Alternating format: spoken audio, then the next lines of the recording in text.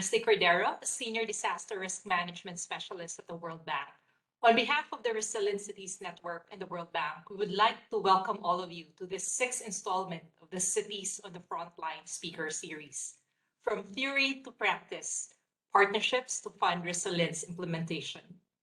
The Cities on the Frontline is a virtual thought leadership speaker series which began in 2020, co-organized by the Resilient Cities Network and the World Bank Group's Cities Resilience Program. This provides city practitioners, the industries, and the residents that they support an understanding and means for responding to the pandemic and its associated stresses. It also provides solutions for planning towards a more resilient recovery. And in a span of 2 years, we are proud to have over 6,000 participants from around the world who attended the sessions. A significant portion of the attendees are from city governments who shared tangible stories, real challenges, and on-the-ground experiences. Lauren Farrell of the Resilient Cities Network and I will be co-hosting this session. But before we start, let me remind everyone of the intention of the speaker series and the ground rules for our conversation today. The purpose of these global seminars is to have an open and honest learning conversation. The calls are not on the record, and we ask you not to attribute any comments unless you have the person's express permission to do so. We can help you obtain this permission if needed. And for this session, we have close to 400 registered participants. So to facilitate the discussion, may we ask you to write your questions on the Q&A function of the WebEx. And please note that the recording of this session and the PowerPoint presentations will be posted online next week. So let's get the ball rolling. I'll turn over the floor to Florian. Over to you, Florian. Thanks, Leslie. As Leslie mentioned, I'm Lorian Farrell. I am the Regional Director for North America at the Resilient Cities Network. I'm so happy to be with you here today. And I'm happy to hear our panelists speaking about how to take our resilience theory to practice with this amazing vehicle that they're going to talk about. I have had the pleasure of watching the ICI Fund move from a great idea to a bona fide financial vehicle that will support cities in implementing resilience projects. It's a practical and timely fund that has incredible potential to build resilience capacity globally.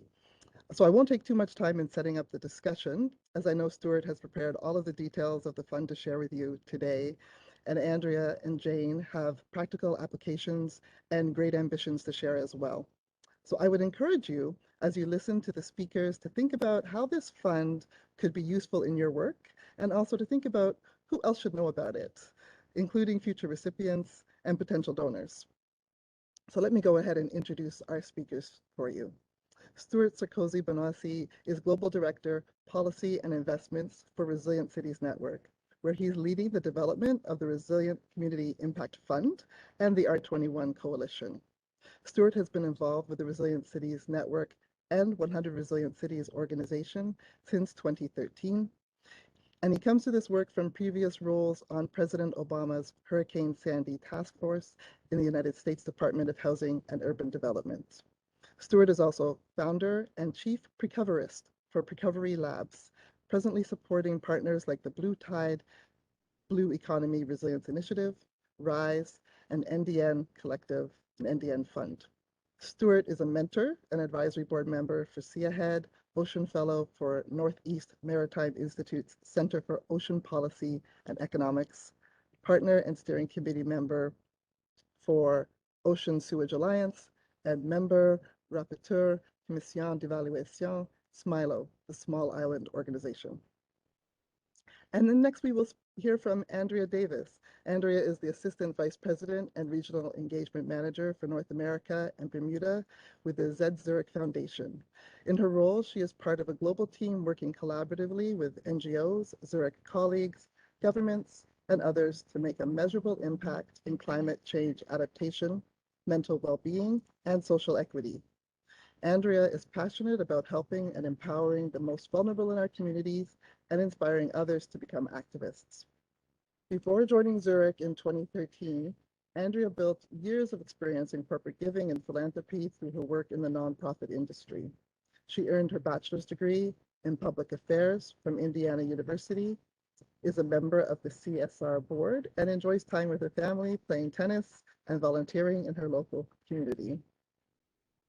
And last but not least, as Miami-Dade County's first Chief Heat Officer, Jane Gilbert works across departments and partners to address the increasing risks to human health, lives, and livelihoods associated with extreme heat. Prior to joining the county, Jane served as City of Miami's first Chief Resilience Officer for 4 years. As CRO, Jane led the climate and urban resilience strategy development and implementation for the City of Miami, and in partnership with Miami-Dade County and City of Miami Beach for the Greater Miami region. Prior to public service, Jane led 3 nonprofits and managed ESG work for large corporations. Jane holds a BA in environmental science from Barnard College and an MPA from the Harvard Kennedy School of Government. So I'm sure you will enjoy listening to all 3 of our speakers. I will now turn the floor over to Stuart to lead you through the first presentation. Stuart, over to you. Thanks, Lorian. We are really excited to be here today to talk about the Resilient Community Impact Fund. And one of the things that we're going to do is start with a video that is a partnership exemplifier for what we've been doing with the Zed Zurich Foundation and Zurich North America. And that will set up one of the ways that the RCI fund can be created underneath the platform, especially with working in a programmatic way. So we're going to take a 2 to 3 minute video here and show this first. This is brand new. Most of you with us today will be the first to have seen this. And we're really excited about how the partnership has come through in this video, but also it'll be clear to you what it means for the RCI fund as we move forward to build that out. So Nellie, let's roll that video.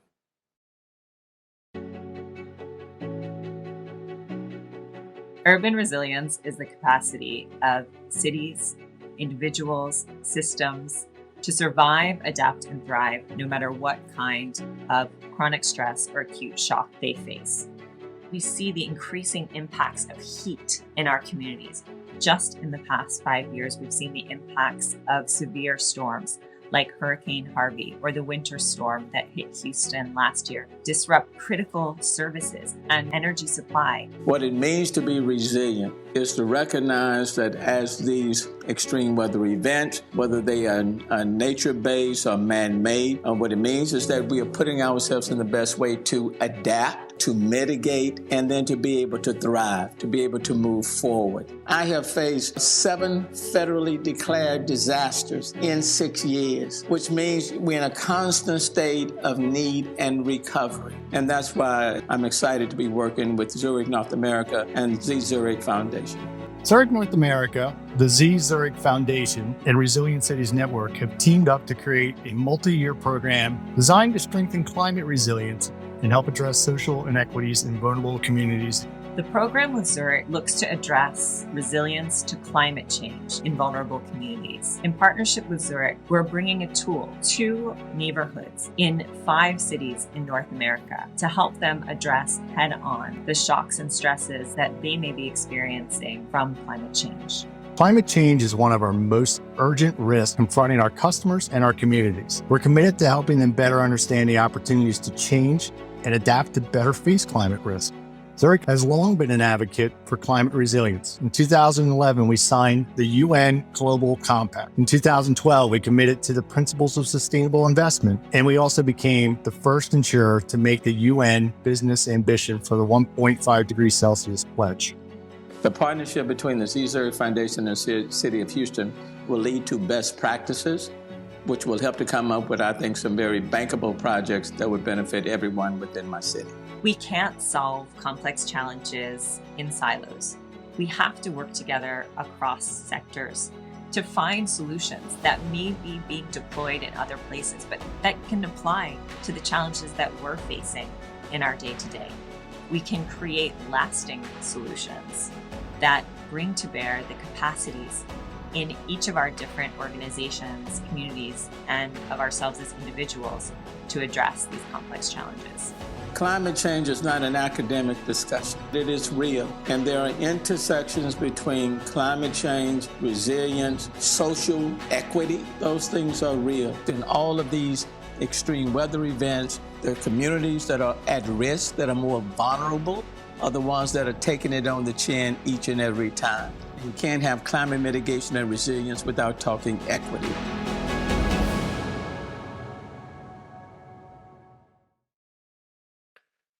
So you can see from the video, it's been an amazing path that we've been on with Zed Zurich Foundation and Zurich North America. And that's one example that we'll talk about today that has helped seed the work that we're doing on the Resilient Community Impact Fund. I'm going to share some slides and then we'll turn it over to our next two speakers. Nellie, if you could allow my sharing to occur now. It turned off. And what we'll do today is I'll cover the structure and the way that the fund is being set up.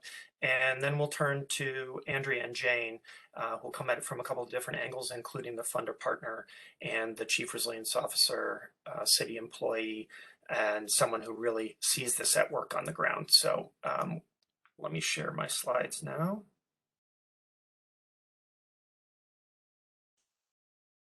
All right.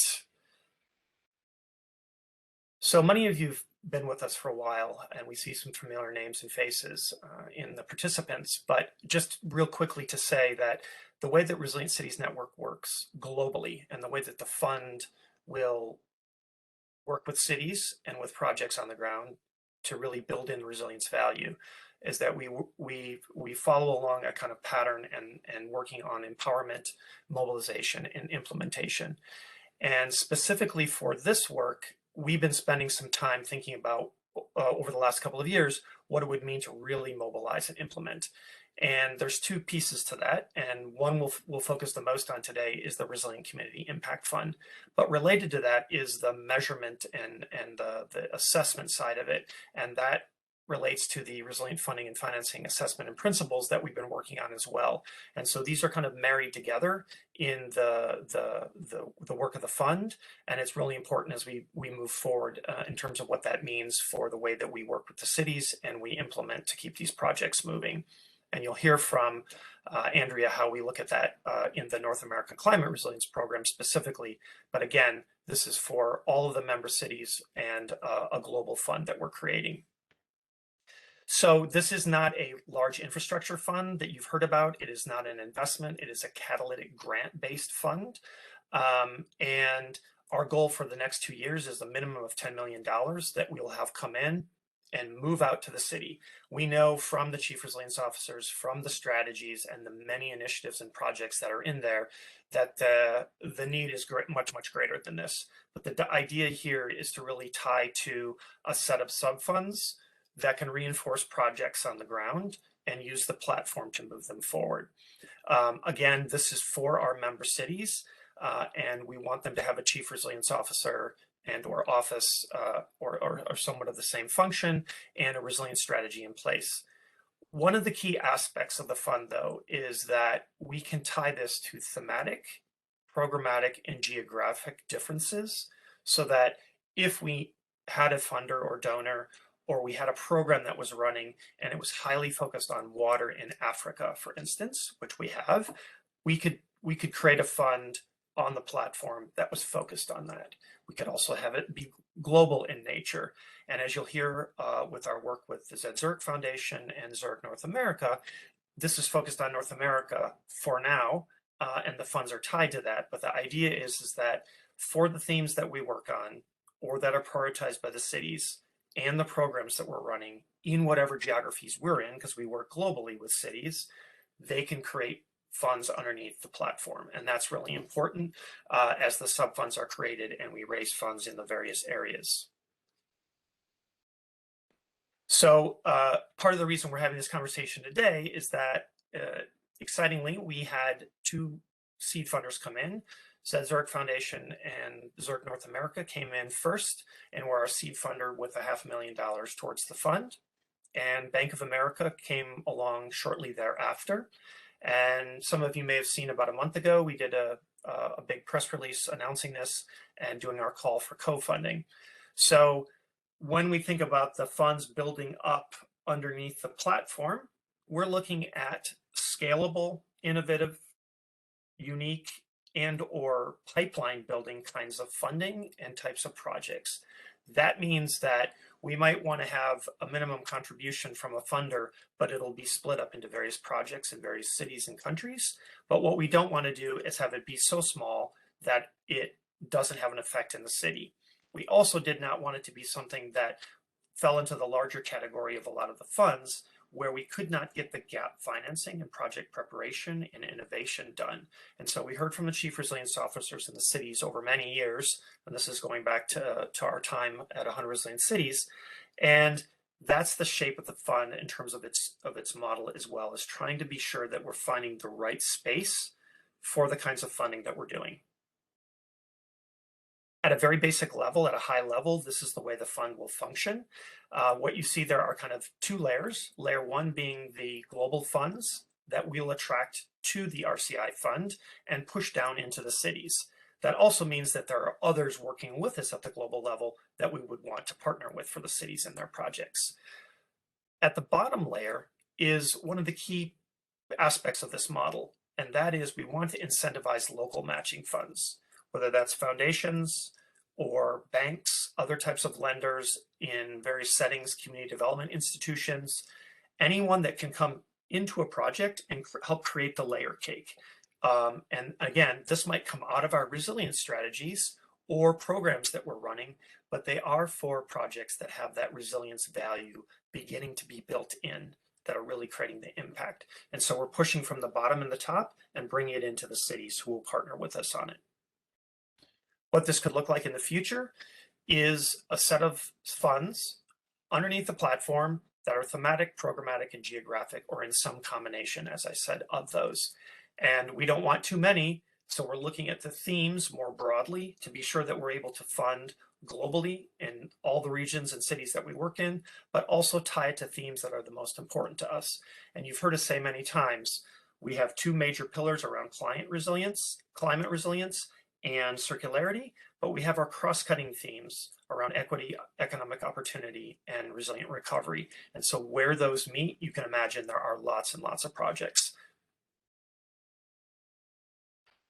At a practical level, what this looks like starting right now, because we do have funds coming in, is we have one fund under the North America Climate Resilient Program, which could grow further in other places in the world. And it already has a focus on a set of cities. It has the themes to it, and it is tied to that program. So that's a good example of where it hits all of those levers.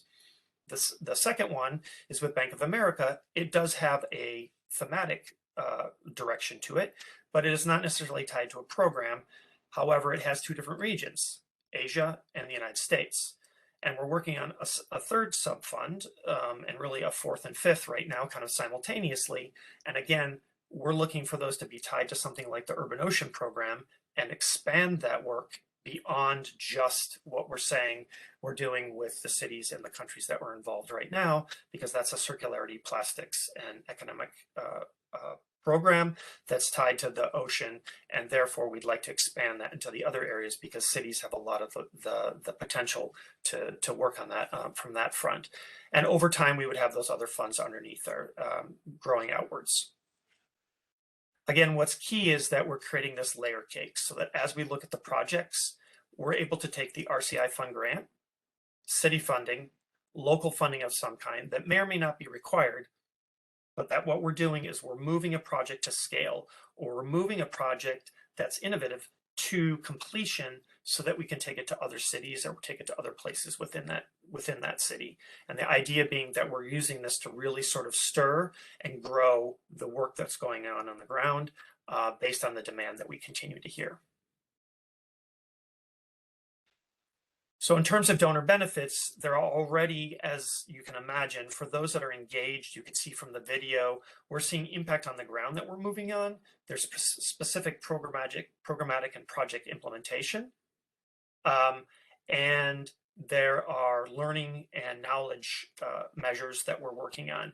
What's important here is that our indicators and outcomes for each of the funds underneath the platform start to be solidified as we work with the funders and as we think about the thematic, geographic, and programmatic connections to each of them.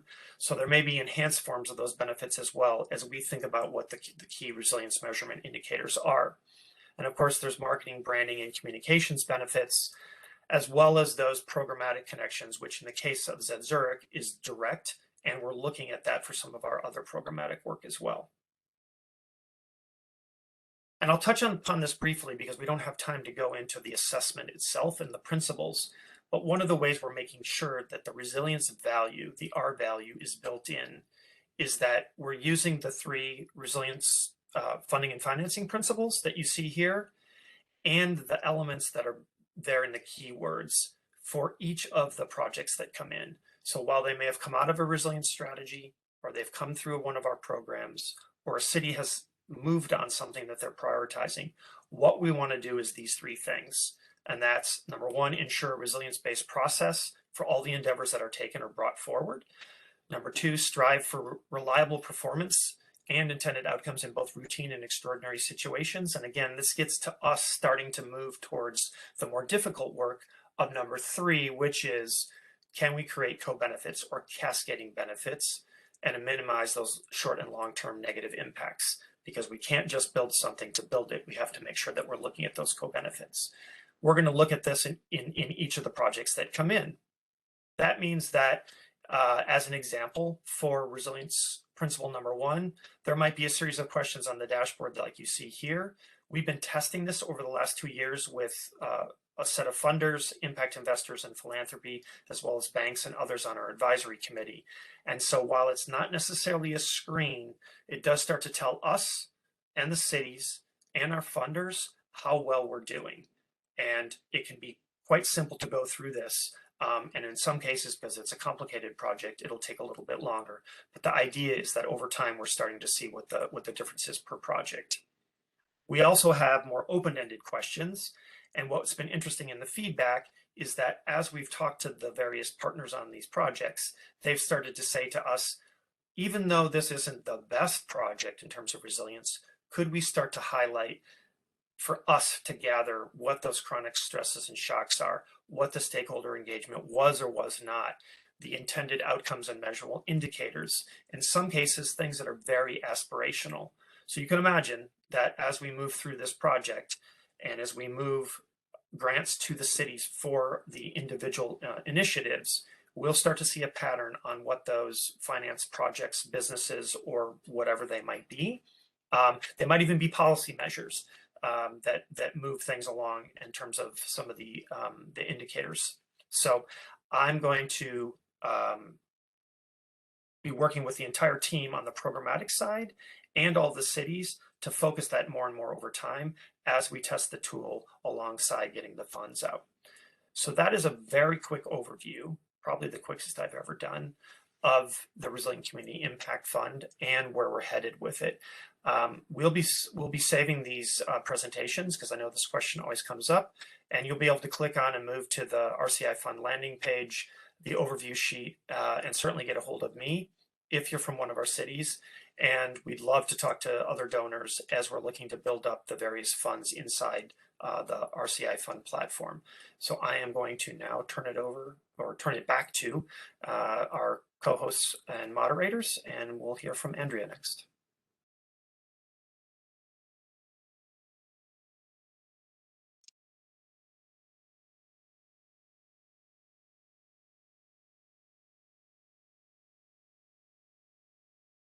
Thank you, Stuart. Andrea, love to turn the mic over to you now.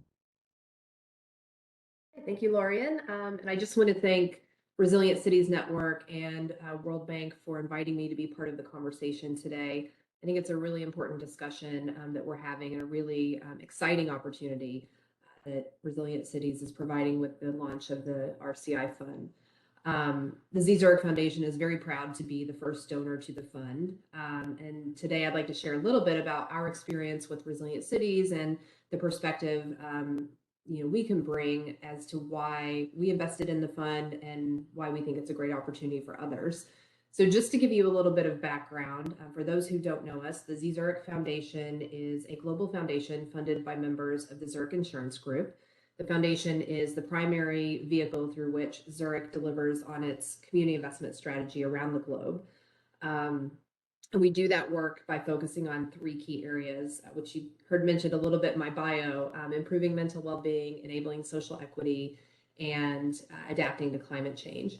So specifically within that climate change pillar, we've done work for a number of years, focusing really on flood resilience, primarily, although not exclusively, in the developing world and communities there.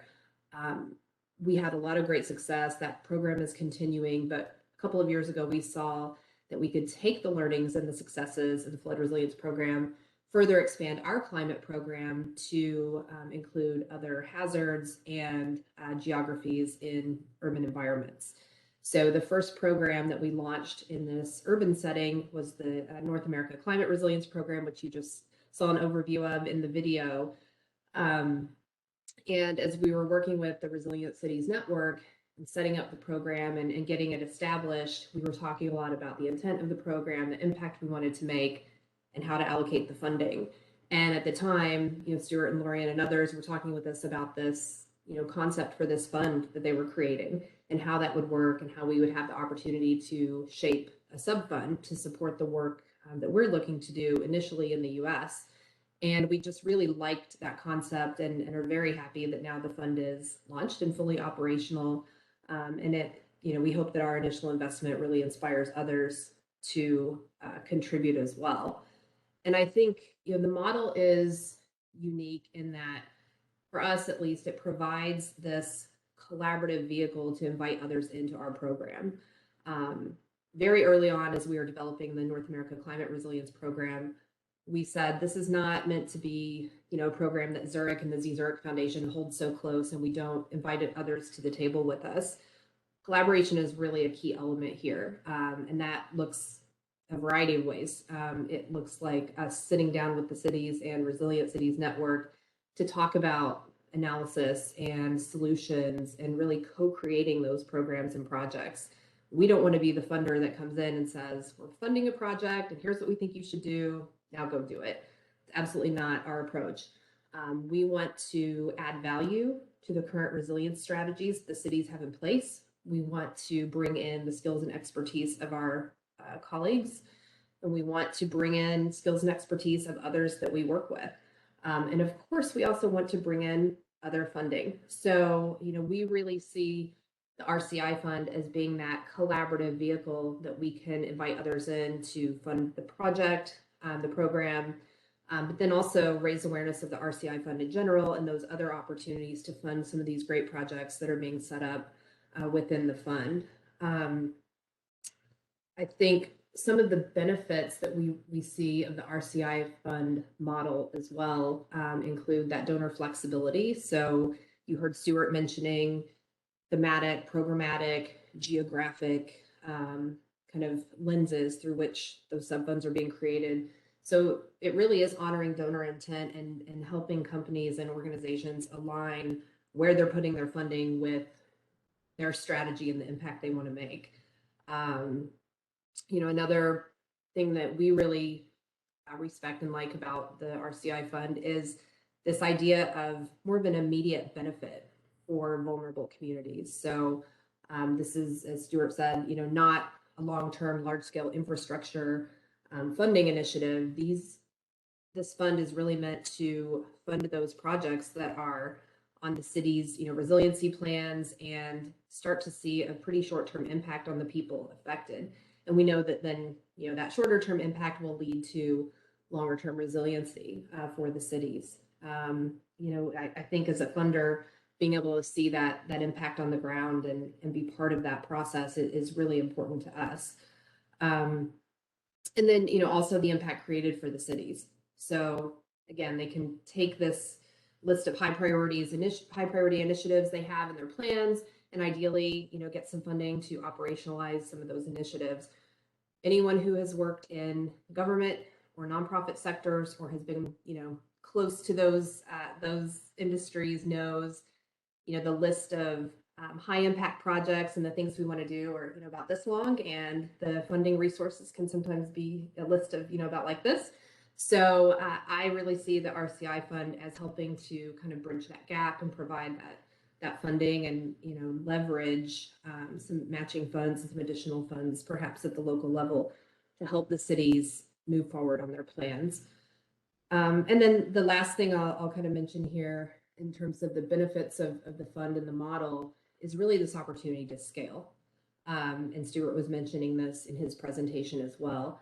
We are creating the foundation for more funders and donors to come in and just continue to elevate this impact and, measure the return on these investments. So I think, in particular for us in our North America Climate Resilience Program, it's designed so that we're working across a 5-city network right now, with our initial work taking place in Boston and Houston.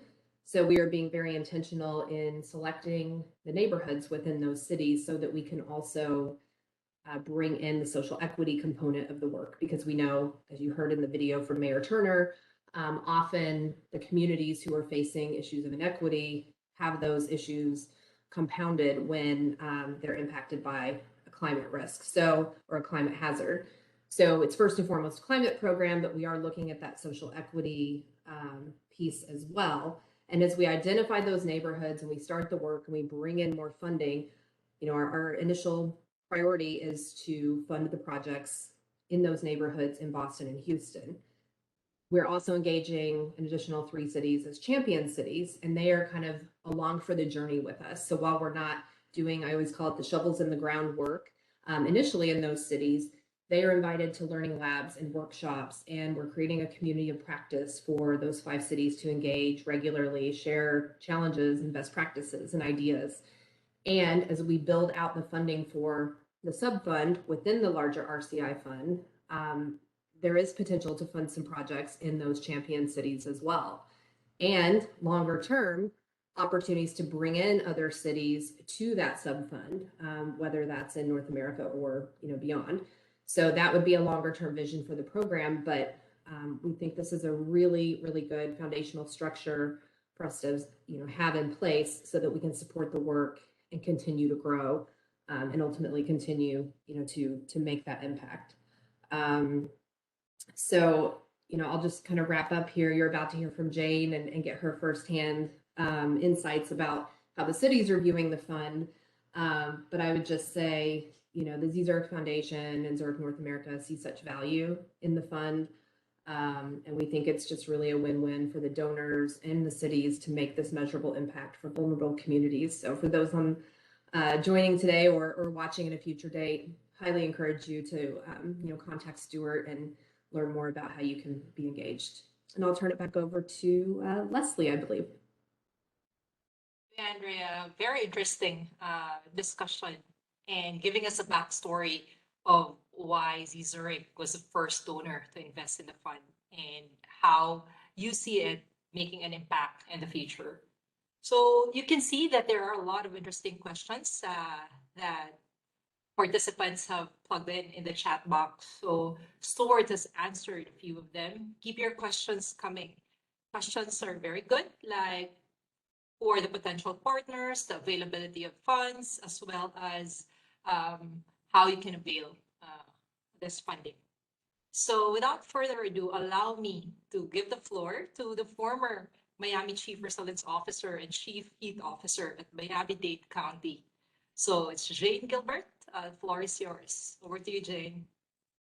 Thank you, Leslie, and thank you to both the World Bank and to Resilient Cities Network for inviting me to share my thoughts on this exciting new fund today. I also want to really give a round of applause to Andrea Davis and the ZZurich Foundation for being that catalytic funder to launch this fund. It has been a vision for RCN for a little while. And, as formerly I did work as a corporate funder with Wells Fargo in the South Florida region.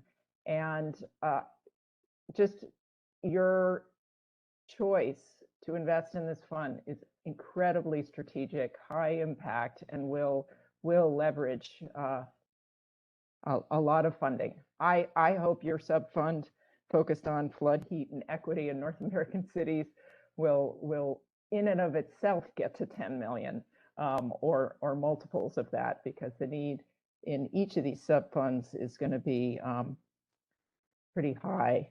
So I'm going to speak at both as my role as Chief Resilience Officer for 4 years in the city of Miami, and then also now currently as the Chief Heat Officer for Miami-Dade County. I work very closely in partnership with the Miami-Dade County's Chief Resilience Officer, Jim Murley, who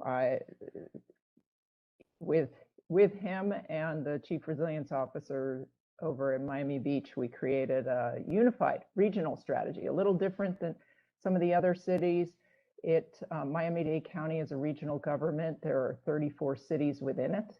And so our strategy is truly led by multiple stakeholders, by the county, by cities, by local foundations, community-based organizations. So, you know, as the CRO for Miami, we created a bond, the Miami Forever Bond, a general obligation bond for resilience projects. And we were able to fund the design of some truly innovative projects. But I could have seen, if we had access to a catalytic funder like this, it would have enabled me to push internally that extra step to engage more stakeholders to do a truly resilient process, as Stuart laid out earlier. That by getting this grant, it would push my internal team to do the kind of engagement that's necessary for a truly resilient design and implementation process. Some of the challenges that have happened with some of those projects subsequently is that there wasn't enough engagement in that resilient design process, and then when it comes to paying the big price tag, even though we know there will be multiple co-benefits and it will pay off in spades in the end, some of those innovative new ways of approaching a green infrastructure coastline, or something that's got much more human engagement possibilities across communities, those might get value engineered out. And so I think that's one of the real benefits, is that in developing a plan and going forward right now, the county, this could really help create innovative plans to attract federal funds. We are the county and its municipal partners working with the Army Corps of Engineers on a big plan for flood resilience in Greater Miami. It's called the Back Bay Study. And the Army Corps worked together with the county, and they did their typical engagement process, and it resulted in a plan that wasn't satisfactory to the local community. And now we're advocating, and the county's working towards a locally preferred plan. I could see having a catalytic funder like this help us design like a resilient accelerator process, where we bring together the community stakeholders, the subject matter experts, to help co-design what this Back Bay flood resilient infrastructure project in the tunes of tens of billions of dollars should really look like. So a fund like this can really leverage the smart investment of federal dollars. Similarly, with the infrastructure bill, there's out of the Department of Transportation, they have a Healthy Streets Initiative, $100 million a year for healthy streets. This could enable us locally to put together a truly innovative design for a complete street project that would address stormwater management, heat, equity, all under the same umbrella, as it will, and carbon mitigation. So those are some of the things that I can see this. We're working on trying to pull together the different funding mechanisms for energy efficiency retrofits. It would be really helpful to get a grant like this size that could help us with just the planning process to build that, so that there is funding dollars out there, but it needs that organizational skill that that some of this funding could really help drive. So that's the first, is helping develop plans or 30% design concepts using a resilient process. Second, to pilot a new technology or approach or infrastructure, like a cool pavement or a better bus stop shading structure with solar panels, and and other technology features, alternative sewer, on-site sewer that isn't a septic system, maybe above ground, that we could use here locally. There's all sorts of things that it would be difficult for the county to procure on its own, this new technology. But if we could use a catalytic grant like this, we could test it and evaluate the results and get a proof of concept that could then be invested in going forward. And that really would help with sort of building the internal credibility with our engineers, water engineers, public works engineers on some of these more innovative, resilient infrastructure type projects. So piloting new approaches. Third, attracting funders, local funders. We're working on a tree equity project right now to enhance our tree canopy, particularly in the areas. And really, this is work that the county's been involved in for quite some time, but we're looking to really accelerate initiatives to enhance and preserve tree canopy, both on private land as well as public lands.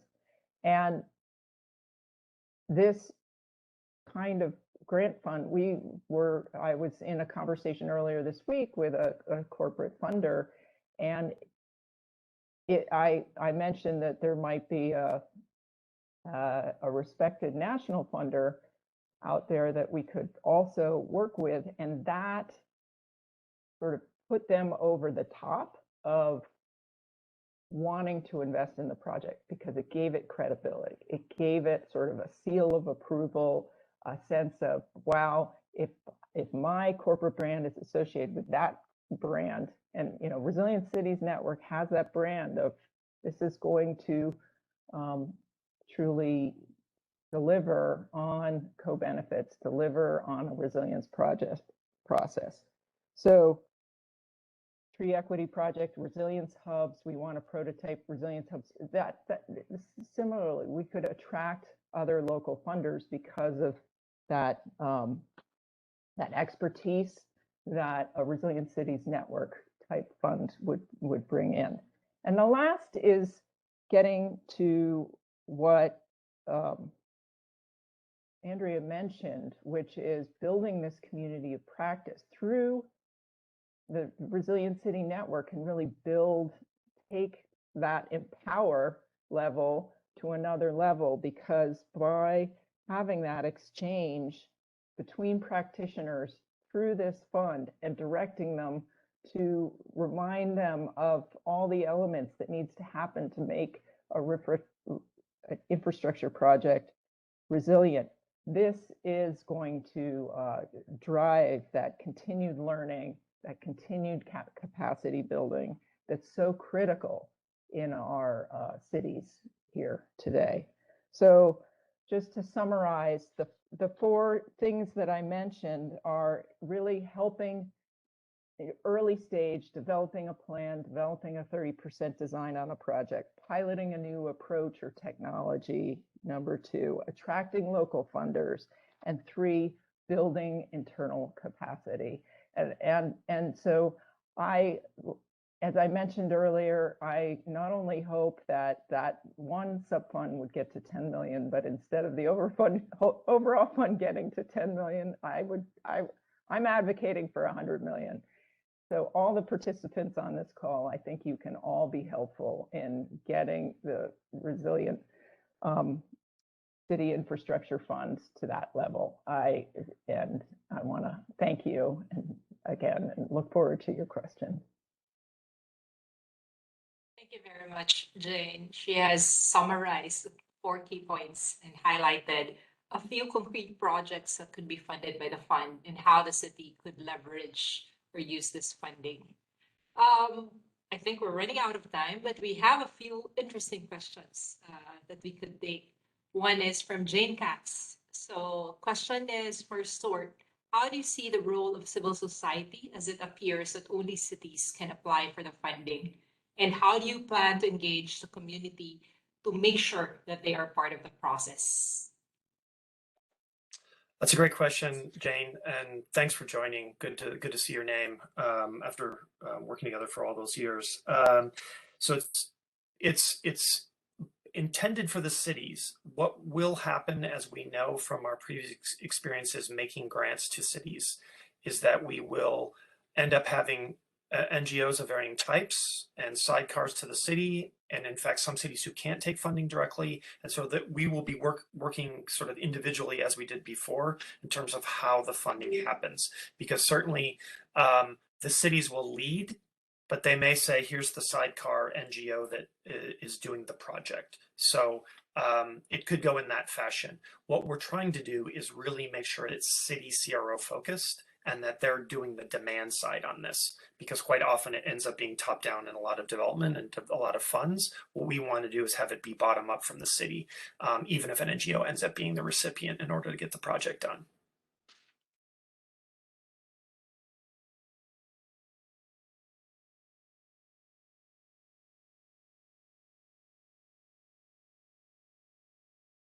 I'm having a little trouble with my camera, but I'm back. Thank you, Stuart. I'm going to actually combine a few questions that I'm seeing in the chat. Thank you all for your enthusiasm and these amazing questions that are coming through. I'm seeing a bit of a trend in that some people are asking about specific regions, how they can access this fund, and also about how do we attract more funding. So Stuart, I was wondering if I could start with you and then maybe flip it over to Andrea.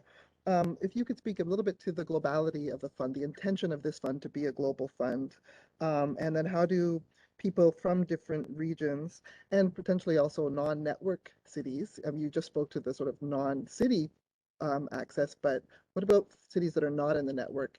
Is there a space for them in this fund? And I'll turn that over to you, and then we'll go to Andrea. Sure, thanks, Lorian. Great combination of questions, and we've been getting that a lot since we did the call for co-funding. Right now it's focused on our member cities, but that does not mean that some non-member cities would not be involved in a program or project. It's in fact the case with the ZED-Zurich funding, because Charleston is not a member of the network officially, but they're part of the ZED-Zurich program. And we're seeing that happen more and more around the globe. So one way to keep our funding fundraising and the role of the fund clear is that it's for member cities in our programs, but that may get a little bit broader over time. If we meet Jane Gilbert's goals, which are in fact what we'd like to do as well, and it's not 10 million, it's 100 million, certainly that makes it easier to bring in non-member cities, especially if it's part of a cohort. Because again, what we want to do is hit the innovation, hit the scale, hit the ability to do the project preparation and move these along. Because there's lots of questions about the other types of funds that are out there and how we bring them in. Because every city and country and region is going to be part of this fund. We just need to make sure that we're honoring both the city's demand and the donors that come in. And it's a tricky balance. But I think it'll be a fruitful one. So whether you're in Africa or in like the questions around sub-Saharan Africa, Lagos is one of our cities. That may very well be where we have a fund for Africa and water, as we're talking about right now, and that would move funding in that direction. Same thing with Irene's question about Canada and Montreal. So we really want to see this come from both directions, and we anticipate it being much larger than what our goal is. But the idea is that we know with that amount of money, we can start to push into projects via the programs that you're hearing from right now. And then it'll continue to expand both out sort of breadth and in terms of depth. And Stuart, before I flip to Andrea, I just wanted to point out one question in the chat as well from Adebayo Adeojo. Well, it's a comment more so that that there should be some form of capacity building for developing resilient cities. And have we thought about that at all in this work yet? Definitely an important ambition. Yeah, definitely. And I think when it's tied to a program, like you've heard us mention the Urban Ocean Program and the North America Climate Resilience Program, the Urban Ocean Program is focused on Asia and Latin America right now, and will be expanding to other regions and other countries and cities. And in that sense, there's lots of capacity building. There's lots of technical assistance training and work on the ground. That is what our hope is also from the project preparation side. And even some of the questions about what we would do, not venture capital yet, but what we would do with, say, entrepreneurs, if a city wanted to push forward more blue tech or green tech or other types of programs or projects, same way that Jane described the work in Miami or in the Miami region. So it's kind of a yes to all, but it will have to come with funders and donors that will help us be able to specify that programmatically, thematically, and geographically. Thank you. And the capacity comes with that. Wonderful. And Andrea, on the same vein then, how do we make this a global fund, truly a global fund? What discussions have you been having at Z Zurich about bringing in partners globally? Just it does sound like a very US focused fund at this moment, but we know that's not the intention, correct? Yeah, absolutely. So I mentioned earlier the expansion of our climate program and our strategy there. And so while the expansion has started in the US, we're having conversations across Latin America.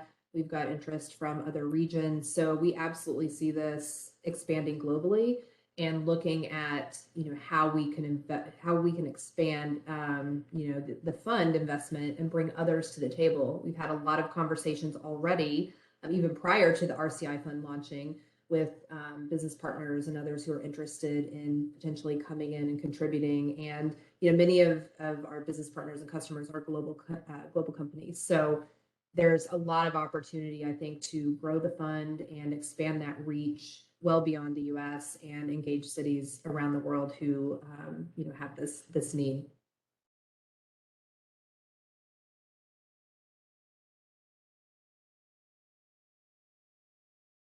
Andrea, this one is for Jane.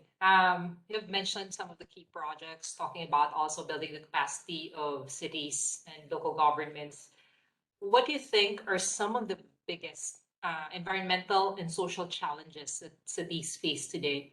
And how can a project address both that can be supported by the RCI fund? Big question. So thank you for the question. So, I'll speak from our greater Miami experience, but I think it is transferable. We've had hurricane risk for a long time. We've had heat for a long time. We've even had flood risk for a long time, but everything is getting increased with climate change and urban development patterns. It's not just climate plans, it's also how we're building our cities. And so the materials we choose, the design elements we choose, the how we employ green infrastructure as infrastructure and treat it and value it as infrastructure can all address that. And so careful design of a project and it also impacts equity, right? How we've designed our cities really impacts equity in a big way. If we, in just our tree canopy and heat vulnerability assessment, the highest reason demographically for people to have a heat related illness in Miami-Dade County is the land surface temperature, more than other demographics. And those areas of urban heat island are very closely aligned with those with our highest poverty rates. And so how we design our cities is critical. And we have a set of engineers, both internally and who we procure externally, who have a way of doing things. And we need to shake that up a little bit. We need to think not only about how you move cars the fastest way, but how you move people in an environment that they're going to enjoy and build community, and to address these increasing environmental stresses of heavy rainstorms and rising sea levels and increasing heat. So we need to design how we live, move, play, and work differently. And so catalytic funding like this really helps build that capacity, really helps say, okay, we can get this funding, but only if we go through this process. And so it really helps to give that extra credibility to a chief resilience officer or someone equivalent within the city. I hope I've answered the question. Yes, definitely, Jane. Thank you so much. And I think we just have time for one last question. Stuart, I'm going to let you have the closing word on this. We have a lot of challenges articulating the resilience value when we undertake projects in cities, cities needing to be able to compete against other priorities for budgets or when they're out looking for funding as well. And so how do you see the Resilient Community Impact Fund supporting the work of resilience measurement and that return on the, what do we call it, the RVR? Yeah, the return on resilience value, RRV. Yeah, I think it's important because, of course, when you're dealing with equity and you're dealing with lending institutions, there's always a conversation around bankability and return on investment. What we're trying to do, the return on resilience value is the piece that we really want to bake in, which is why I mentioned the tool, because the tool itself is pretty expansive and works at the project level. And so what we want to be able to do as projects move through the RCI fund is be able to say, here's how it came in, here's what we said the measurement was at that point, and here's how it looked moving forward. Because the difficulty of measurement around resilience is that we're kind of doing the, it's always in post-recovery. We want to do the pre-recovery work. We want to measure ahead of time. We want to say this is how resilient the project is, and then see how it performs over time.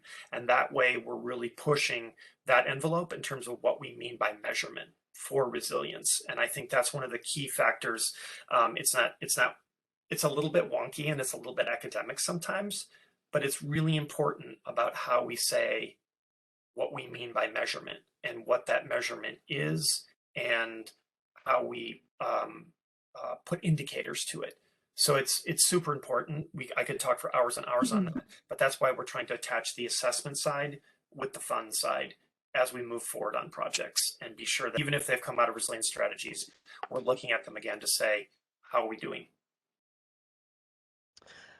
Wonderful. Thank you so much, Stuart. And I also want to thank Andrea and Jane for joining us as incredibly knowledgeable and insightful panelists today. I really enjoyed hearing your take on the fund, how your perspective from a partnership perspective and also from a city perspective, and Jane being a champion CRO alumni and now Chief Heat Officer, I think that your insights were extremely valuable. So thank you.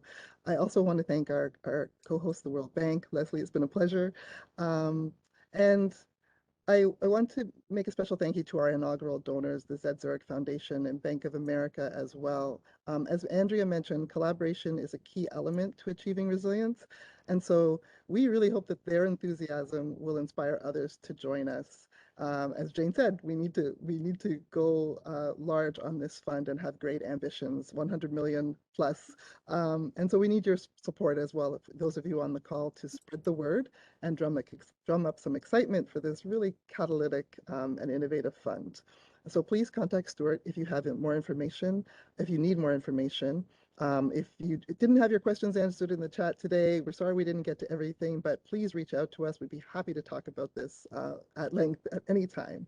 And with that, I will bid you all farewell. I would invite you to join us for our next session on May 5th, where we will be highlighting accessible play in cities.